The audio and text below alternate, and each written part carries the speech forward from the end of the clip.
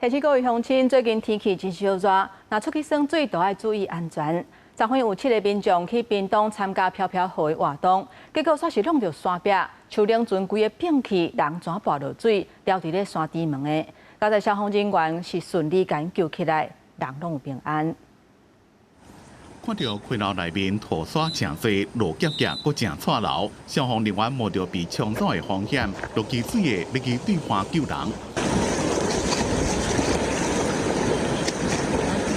有7位民众用通讯软体烧焦，24早起去屏东舞台体验飘飘河，全部顺利弄到山壁并存。好佳在所有人拢必须伫滩地等人救。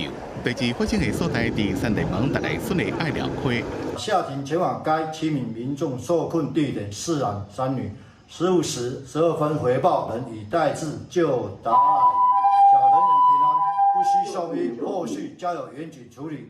溪水正错流，增加救援的困难。虽然7个人拢平安救出，不过当地人讲，黄霜啊雨季节甲风台季节拢无适合来遮耍水。爱寮溪就来讲11月水流才会较稳定。这摆溪水若是错流，搁正落，较危险。而且很危险，因为那一条也没有，几乎是没有人再去走的那一段，所以它的水域变成什么样子，大家都没有很难去猜测。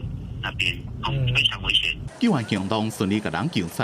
虽然游客有申请入山思考，不过伫当地耍飘飘河是毋受涉及水域活动管理办法，相关单位也搁爱查。山顶甲溪流的天气也个水流，定定是讲变就变，小可无注意就可能造成意外，一定爱正细腻。记者综合报道。